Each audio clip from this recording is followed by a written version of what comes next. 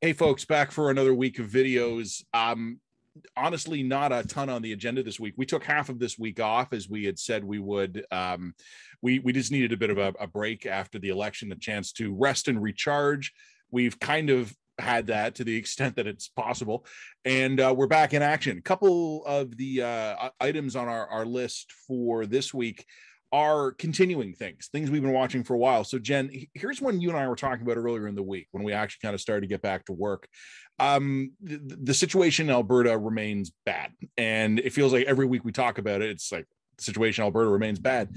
There was talk, there was demands, there was speculation that a lockdown might be coming, a hard circuit breaker lockdown. Jason Kenney thus far saying he's not interested in that. And the reason he's not interested in that is because he doesn't want to punish the vaccinated. And what it kind of, you and I have talked a bit about this, the difference between Alberta and Ontario. And maybe the difference is that Ontario had that horrific third wave and our leaders kind of found religion after that. One of the arguments that was advanced in Ontario, and not always by the usual suspects, in favor of a vaccine passport is if you have a vaccine passport, you can lock down the unvaccinated. You can say, hey, you vaccinated person can come into a restaurant. It's interesting because we had a different framework when we were having our passport argument over the summer. We were thinking ahead to that fourth wave. Alberta, no, not interested in a passport, not interested in a certificate. The fourth wave comes, you guys are deep in it. And even if Premier wants to lock down the unvaccinated right now, how would he do it? You guys I think, have some kind of a certificate now.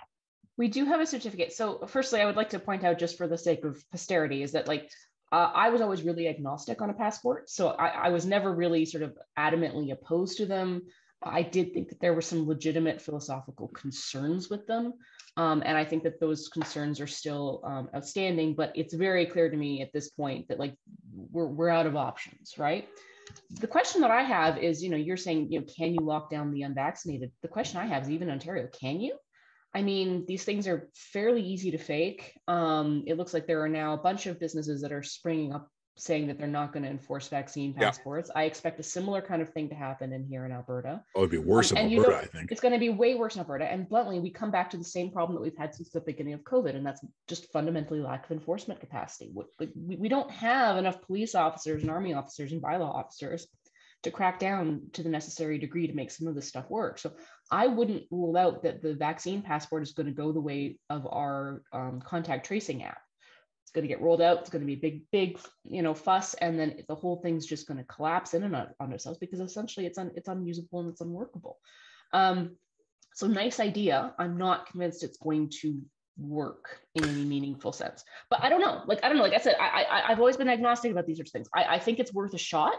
I also think trying to give people $100 to get vaccinated was worth a shot. I think that the real benefit of a vaccine passport isn't really not locking down the unvaccinated. The real benefit of a vaccine passport is that it serves as a stick-like incentive to force people to get vaccinated. Yeah. We have started to seen our vaccination rates pop up since our vaccine passport certificate, whatever, was announced. Has it popped up by enough? Nope. So I don't know quite what else there is to do. I'm also generally on the deeply skeptical about lockdown sides. And I will notice that one thing that I have noticed that there's been a real shift in the conversation on COVID is that nobody's really talking about COVID zero anymore. Mm-hmm. I think what's happened in Australia has kind of knocked that model down. Nobody's saying, look, we need to shut down all society for 3 months and close the borders and do it. I think that people have come to terms with the fact that that is not a sustainable long-term approach. However, here in Alberta, I've also kind of made my peace with the fact that there's just no other option. I think that if you don't have a functionally working passport system, and our healthcare system can't be meaningfully expanded for a whole bunch of reasons that we could get into at greater length at another time, but whatever, kind of at the limit. That's all she wrote. There's just nothing else left to be done here. And yeah, I think the problem with a lockdown type approach is that when we're dealing with an endemic disease, we wind up just prolonging the crisis, and I think we will. But okay, you're doing this to preserve healthcare capacity, and that's just what it is. My other problem with the sort of lockdown approach or the firebreak approach is that it really is a panicked response that isn't married to any kind of plan of action. Like, okay, so we're going to lock down all of society for 4 weeks, and then what? Yeah. What are we going to do to increase vaccine capacity? What are we going to do to increase ICU capacity? What are we buying ourselves this time for? Because at the end of that 4 weeks, our case rates numbers will probably go down, but then we got to start opening up again. And then we're back to square one, except we've just prolonged the crisis another 4 weeks into the future. So like, I think we're fucked. I think we're really fucked no matter what we do. And I think we're probably going to have to lock down because we just don't have any other options. But I just, the lack of leadership, the lack of thinking these problems through to the end, like I'm really hopeless right now. Like I really feel almost depressed about this, and I don't know what to say. It's interesting, and I don't say this in any way to spike the football, so I'm not saying this to be an asshole, but the situation in Ontario, as you and I were talking about a few days ago, it's pretty good. Life is not all the way back to normal now, but it's normal-ish. Tonight, I'm having dinner with a friend. We're going to be outside, that's their preference. We're going to be outside. But the restaurants are opened. My kids are in school. It's just interesting to me because, slogans have been the death of us during this pandemic. And you remember right at the beginning, right? You had 2 weeks to crush the curve. And then I remember reading at the time as I was familiarizing myself with this, a lockdown probably doesn't actually change the number of cases you get. It changes how quickly you get them. Yeah. So what you do is instead of having like a pyramid, you have a plateau, and you keep the plateau under that red line, which is your healthcare capacity, or even just your societal capacity, right? Because we need a certain number of people functioning to keep the lights on and all that stuff. Now, COVID, thank God, ended up not being quite that nasty. But if this thing had been a little bit nastier and everybody was getting deathly ill at the same time, who runs society, right? So that's why we would have lockdowns. But I think what you've just said is exactly right. I mean, there are two things you can say in favor of lockdowns. One of them is the one I just said. It stretches the burden out over a longer period of time, but makes it a manageable burden instead of having a brief period of total collapse and calamity. This is kind of where we're at, here in Alberta. The other thing you could do, in theory, is use it to buy time to do something. Yeah. And which is what we did in the first lockdowns. We bought ourselves time to get the vaccines. To get vaccines. Well, not only that, but I mean, you have to kind of think back to the beginning of this to get testing capacity. How many people in the first wave, including, I admit, like myself, my aunt, my wife, all around that time, we had kind of inexplicably nasty colds and coughs. And I mean, I know everybody kind of has a story like this now, right? But at the time, you could not get a test unless you couldn't breathe. If you were actually in medical crisis, they would test you and oh, okay, you've got it, we'll let you in. We were rationing the test because they didn't exist. And then once the test existed, we didn't have the laboratory capacity. Building out a little bit surge capacity. That's what the first lockdown was for. And then what we've encountered since, and I think this explains some of the populist fury around lockdowns, is that we've been locking down. I don't want to say for lockdown's sake. That sounds too flippant. I think in the context, they've made sense. But we've been doing it not to buy time. We've been doing it because we fucked up again. And it's damn, it got out of control again. So now we've run out of other options. So now we got to do it again. I think. And I've said this to you before. We were talking about this a few days ago about how the last 19 months, if nothing else, has been a boon to science fiction writers, right? Because now, we're going to have weird dystopian books and movies and TV shows coming out for a while. But I'd said to you, I think society would even buy into the idea of a scheduled lockdown, right? Which is, well, we not with COVID, but if we were fighting some weird disease in the future, it's it's coming up to the biannual summer lockdown where we're all going to load up on groceries and spend 2 weeks in our homes and our little bubbles, breaking the transmission chains. You have to give people a reason you're locking them down. The first wave, it was obvious. Everybody was scared shitless, and we had to get our house in order to fight this thing. The other ones have been harder. I think you're right, though. The situation Alberta's in, it's going to be, if it happens, it's going to be because there's no choice. Well, the other thing that's happening that's interesting in Alberta as well is, like, you watch the case rates, it's no longer exponential growth in case rates. What's happening here is similar to what happened in the UK, but essentially it's a plateau of case rates. So it's neither decline nor is it exponential growth. And I have my theories as to why that's happening, but it does seem to be the pattern right across a lot of European countries as well. And that's the problem, because it means we're adding something like 20 to 30 cases to ICU a day, and we're losing, 10 to 20 in deaths, which means you're plus 5 to 10 cases every day, and it just adds up, and there's no break in sight. So it's a really, really interesting problem. The other thing that I've just flagged from the Alberta side is that, we had a bunch of sort of our more wild rosy-ish MLAs use this particular moment to start making a play for more Alberta independence. Nothing screams more Alberta independence than having to call in the military to save your conservative leader's ass on COVID, right? Help us, other provinces. Help us, other provinces, but then fuck off. It really is worth noting just the terrible timing of these people. And also just, I don't know, there's something so deeply and profoundly parochial about Alberta. This is a Canadian-wide problem. We don't but in Alberta, it's particularly bad. We don't actually have a sense of how insignificant we are. And so, a bunch of, a guy who runs a truck dealership in Medicine Hat and gets elected to an MLA suddenly thinks he's a big deal and is now calling for Alberta independence like anyone else cares, right? Like, yeah. It's kind of funny. But anyway, that's Alberta's situation. I don't know what our dispatch is out of that, though. I mean, that's just kind of a rundown of the situation. I'll write it. I'll pull a bunch of stuff together. Like, it's okay. Here's the problem. Like, and this is breaking the fourth wall for the viewers here. Sometimes in journalism, you're just fucking stuck with something that goes on for week after week after week, and you don't necessarily have anything new to say. You just have to find creative ways of repackaging what you said last time. So, the other thing that I am noticing here is that, yes, Ontario is much better off, and thank God for it.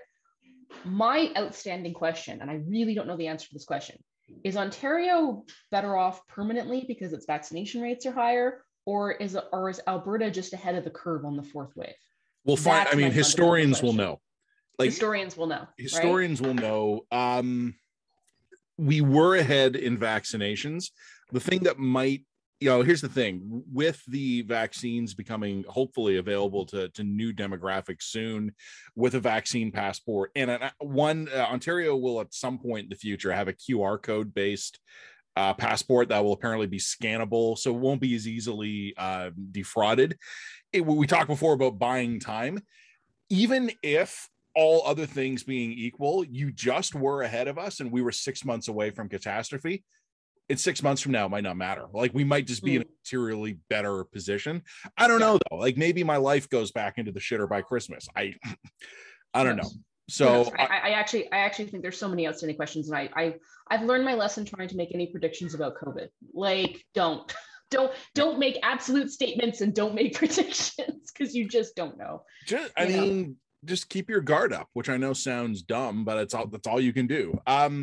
One other thing I'll pull all this thing together in some way. One other thing I'll do for the dispatch is we talked about this last week, so this is going to be one of those others, and here we are talking about the same thing again. You and I spoke last week about a couple of incidents of targeted abuse of journalists. There had been an op-ed in the Globe defending the honor of Rosemary Barton. There had been Maxime Bernier of the PPC publishing the email addresses of some journalists. This week, and I'm going to have to do a bit of research on this, so to anyone watching the video, I don't know as much about this as I should yet, but I'll find out before I do the dispatch. The Canadian Association of Journalists and some working journos in the country have been tracking a wave of emails going out to numerous journalists, many of them, not all, but many of them, women of color. And they have been vile, they're profane, they're sexually derogatory, so on and so forth. Some of them are very racialized as well, like go back to your shithole countries, things like that. And we had said in our dispatch last week that as much as this sucks, some level of abuse is part of the job. And that, I'm not saying it's a good thing, but I'm just saying you cannot be a public figure without drawing some weirdness. But we also said some of this stuff is a crime and should be treated like it. Yeah. It is possible to trace email addresses. I want to know if any Canadian police force is going to put their hand up and say, we want to see all of these emails because this is harassment. That's against the law. I honestly don't know if it would fix the issue, but I think if a couple of people ended up getting their mugshot taken and being publicly identified as the guy sending out waves of sexually demeaning and racist emails to a dozen journalists, I'd like to think that would have some deterrent effect. I'm not calling for new crimes. I'm not calling for, the creation of a protected class of journalists. We're citizens. You can't criminally harass us. All I'm asking for is the protection of the law that any of us are in theory do. Yeah. So, I mean, I will tell you, I remember when I did that piece for The Line, A Word to My Haters, where I published a lot of the death threats and sort of shit from. Let me tell you, when I actually posted a tweet that included some of the threateners' names and addresses, they turned around real quick. A lot of these people who engage in sort of online harassment thrive on pseudonymity, but more or less they thrive on the idea that they can just send out this harassment without consequences. Of course. And fundamentally, they do this because there aren't consequences for them. Like, we as journalists almost never fight back. And because we just have internalized this idea that like abuse is normal. And, police are very rarely take it seriously until they start like calling you and things like that. They just don't. And let me tell you, when there are some consequences that you as a journalist start to impose, they turn around real quick. They find the light real quick. I got some very heartfelt apologies from some guys who were wishing me dead when all of a sudden I started publishing their names and email addresses. So like, I think we just got to start taking a different approach to this stuff. And I think we have to start getting really aggressive with this kind of criminal harassment right back. I remember telling you in last week's video that I had some issues that were serious I would say I've had two that were serious, including one who was sending me Google map images of where he was going to set up his sniper's nest and kill me as I left the office. The thing that made me and Post Media Security, or CanWest Security then, and ultimately the police where this guy lived, take this seriously was two things. First of all, he had done this to a bunch of other people, including police officers at where he lived. So threaten a cop, they're going to take it seriously. The other thing was he was shamelessly probably had no shame, totally shameless about using his own name. And that's a very different thing. Like when shitdisturber12345@gmail.com emails you and says go fuck yourself, you don't care that much about it. When a guy who is openly and publicly identifiable is threatening to kill you, that's a different thing. So, I think what you're talking about, how a lot of these guys wilt under any direct sunlight, it speaks to the point that they're cowards. They're chicken shits. And like, I think they are. We know that. It's the ones that aren't. Those are the ones you got to take seriously. So a couple of items. So I'll put something in the dispatch about that. A couple of items you were looking at as well. I had seen this, and I think I retweeted it.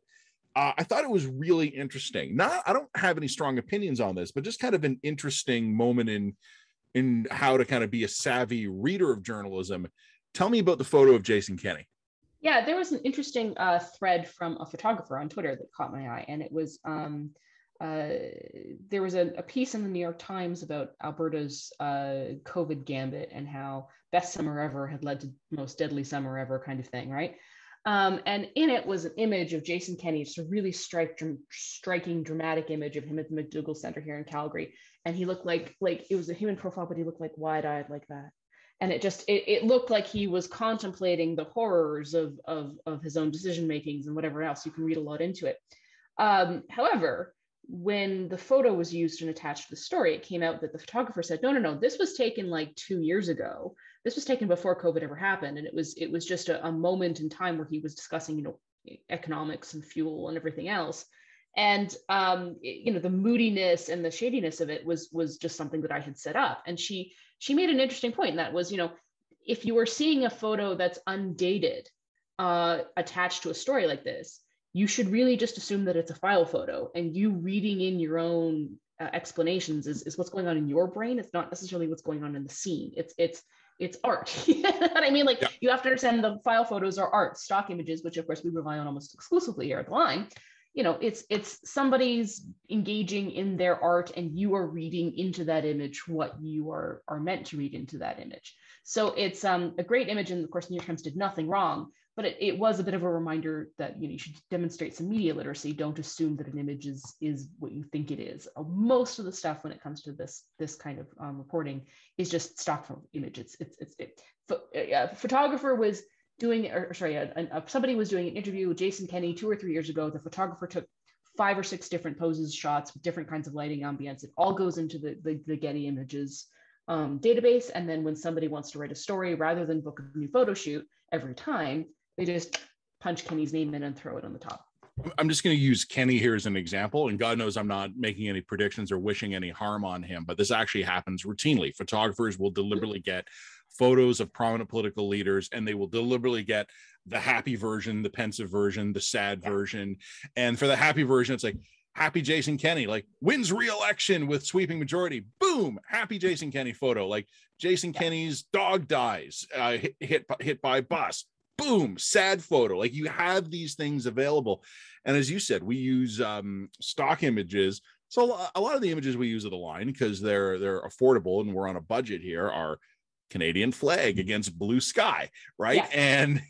And then when we're doing that, it's like, hey, we're really proud to be Canadian. So we get one where like the flag is like a stiff breeze and it's triumphant and the sun is shining. And then there's one like, oh, Canada sucks. And we get one where it's hanging limply and there's no wind. Like it actually, like, just as a photograph, the shot of Kenny is really, really good. Yeah, strong. And it almost, I don't mean to make fun of the situation you guys are in, but it would be like, okay, Jason, give us one where there's a crushing viral pandemic and you fucked it up and your people are dying by the hundreds. He's like, okay, how about this? Like, it's a perfect photo for the moment. It just wasn't taken for the moment. Tell me about this one. I don't know much about this. I saw a couple of stories about it. I didn't bother reading it. Tell me about Marie Heinen, a new book. Oh, yeah. So Marie Heinen has a new book out. I mean, there's a real interesting sort of divide within the female community. So, which I mean, like, women on Marie Heinen. You have like people like me who are just like, yeah, you kill it in a man's world, Marie Heinen. Be the killer sort of feminist figure that you ought to be, and take no prisoners. And then there's another section within sort of the female community, that's such a terrible phrase, who are deeply troubled by the fact that Marie Heinen is a criminal prosecutor who defends like sexual assault defendants. You know what I mean? Like, people accused of sexual assault. Yeah, people accused of sexual assault. And what it winds up being is Marie Heinen constantly has to defend the fact that she is a female criminal defense lawyer, is kind of what it comes down to. So I always think that that's a very interesting dynamic. Of course, Marie Heinen was perhaps most famous for defending Jian Ghomeshi, and got him off by pointing out that some of the claims that some of the witnesses were making just weren't supported by factual material evidence that she had on hand. In other words, she did her job. She defended her client.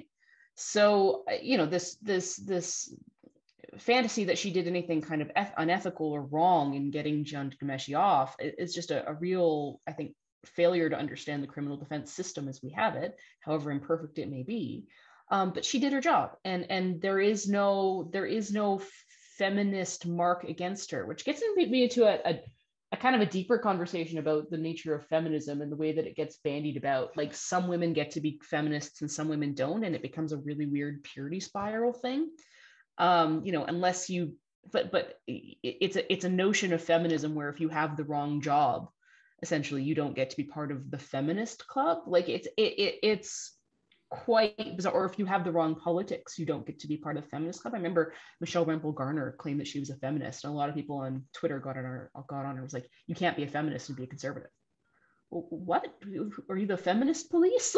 like who do you like, what do you even mean by feminism here then? Like, it's if you believe that feminism means equality between economic and social equality between men and women, then Yeah, I guess she does. Somebody doesn't have to share your politics in order to claim that belief system. But if you believe that feminism is about holding certain beliefs, certain political beliefs above and beyond that, then this all gets really interesting and messy. So yeah, I think it's worth just noting, perhaps a little bit flippantly, that like once again, Reheinen has to defend the fact that she's a woman who's a criminal defense lawyer. Is kind of the weird paradox of her profession in life and her public persona.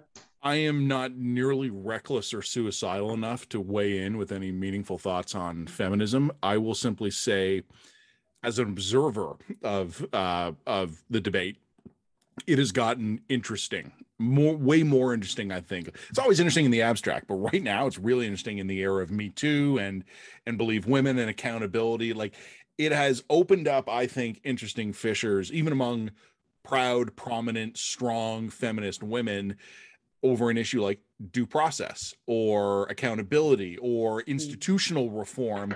And again, I don't have any particularly strong views on who gets to be a feminist. Like I check the manual. Apparently I don't get a vote on that, but I just find it interesting to look at how these debates are going on around now. One of the reasons I'm always skeptical of isms in general is because there will always be someone telling you you're a bad ism, whatever, or ist of whatever it happens to be. So as far as I know, Marie Hanein's a good lawyer. Like, I don't have much deeper views on that. But anyway, no, I'll look forward to seeing what you come up with on that. I want to throw a wild card at you. There's a couple other stories I should mention we're looking at. We don't know if they'll make the Dispatch or not. We're just poking around on a couple things. Here's one, and I don't know if it should make the Dispatch or not, but I want to throw this at you. I have not done enough research on this yet. I've done 2 interviews on it now. I'm starting to read about it. I find it very interesting, and I would like we won't be ahead of the curve on this. If this turns into anything, we won't be ahead of the curve on this, but we could at least be near the forefront of this. Have you paid any attention to what's happening right now in Europe and China? Nope, not this week. So yeah, you've been juggling some childcare stuff this week. So I'm not going to tell you in what's happening because I don't understand it well enough. But as one smart person who does know this stuff explained it to me, for reasons he does not understand, he thinks it might have been a fuck up. Apparently, European countries, excuse me, and China did not stockpile enough fuel for the winter. So we're already seeing in China rolling blackouts, even in large cities, because they're trying to stretch the fuel supply. And I don't know how the Europeans are doing. And you've probably seen as well, the British ran out of petrol or something. I think that's more Brexit trade disruption related than it is necessarily any kind of overall European energy policy related. Well, one of the things that just kind of jumps out, and I don't know if we include this in the Dispatch or not. Maybe this is something we go and we ask someone to actually write a deep and informed piece about. But we are having really interesting conversations, especially after the federal election, about decarbonization, about targets, about the viability of fossil fuels. And I try to live in the real world on this one. I believe in climate change. I accept that it's man-made. I accept that it's bad. And if we turned off the fossil fuels, we die. And like, I think there has to be a degree of both urgency in phasing them out, but also realism in phasing them out. And I'm not sure the people who are very dialed in on this issue obviously understand this, but a lot of the warriors on both sides of this, you sort of yelling at each other, probably don't understand the complexity of decarbonization. Is this being talked about at all in Alberta? Like, North America, we have plentiful supplies of natural gas, and we have a distribution network for it. We're not going to freeze to death this winter. Our Chinese and European friends, though, might get awfully cold come February. Getting natural gas across the ocean is a real problem, because the only way that I think you can't like ship gas. I think that the only way to do it is to liquefy it, which is what the place, the Northern Gateway, was going to. That's why a lot of BC, for example, has been moving toward like these liquid natural gas, the LNG facilities, LNG facilities, right? This is a lot of BC's long-term economic prospects were hint or predicated on the idea that we were going to become major exporters of natural gas, which we probably are, because I mean, natural gas here in Alberta and here in North America is dirt cheap, comes out of the ground. I mean, this is what many people who, for example, will light their taps on fire and film it like, oh, this is so dramatic. Look at all the pollution that's now in the water. I'm lighting my taps on fire. It's like, no, there's literally just methane in the water and always has been. like this is just what it is. It's Medicine Hat is a city that was predicated around major natural gas reserves that were literally so plentiful that they set up streetlights that were fueled on the gas that was coming out of the ground. There's just lots of natural gas. It's everywhere. Different conversation elsewhere, but I mean, yes, there's a huge export capacity, and also there's some interesting questions about the degree to which natural gas is necessary to get us off other kinds of coal, the bridge fuel. Cool, exactly. Yeah, it's a bridge fuel. It's also necessary if you want to talk about wind or solar. You need to marry those types of sustainable fuel sources with natural gas plants in order to keep the electricity running and the heat flowing, even when the sun's not shining and the fuel and the wind's not blowing, because we don't necessarily have the mass battery capacity to deal with the off cycles yet. So yeah, I mean, natural gas is considered to be one of these really crucial bridge fuels. Sooner or later, we have to have a conversation about nuclear. Like, there is no way to decarbonize without nuclear. Like, it's just, the math just does not add up. No, it doesn't work. And it doesn't work. And like, people need to get over it and just start putting serious research into nuclear. It's really the only path out here for us. But let me say, so what's happening in when you're saying that, I'm starting to get this like really dark impression that like we're not ever going to fully recover from COVID. COVID, we don't come back. We don't fully come back from this. Okay. I'm trying to both respond to you seriously and cheer you up at the same time. Here's the problem. COVID might see, and this is not going to cheer you up at all. COVID might have landed civilizationally at a bad moment when we already had a lot of issues going on. And, I mean, geopolitically, I mean, environmentally, I mean, politically, and COVID comes along, and probably some of them, I would say the political problems we have, COVID's an accelerator. I would say with the environmental and the geopolitical problems, didn't accelerate the problems per se, but what it did was it took our eye off the ball for 2 years, and we had to spend a huge amount of our resources on it. So I don't know. I am naturally hardwired in the long term to be an optimist, because I think we'll get to Star Trek eventually. Like, I'm really emotionally invested in that. But short term, the pessimism is winning. Yeah. Okay, cool. Just checking. Okay. So is that worth including, or do we want to talk about that later and figure out someone to go? I think there's a column I think I want to write about something to that effect. But so we ignore it for now in the dispatch. And then we'll get back to my black pill musings later, which seem to be very popular.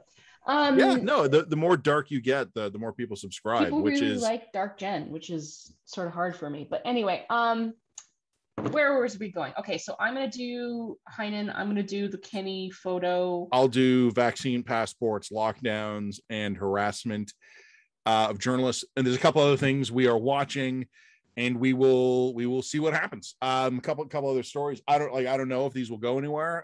We will also shake the tree a bit, because we have some other people who contribute from time to time, and maybe they'll have some dispatch items. Okay, but yeah, we got 4 things there, possibly a few others. That's enough for now. Okay. Okay. Bye, everyone. Thanks, everybody.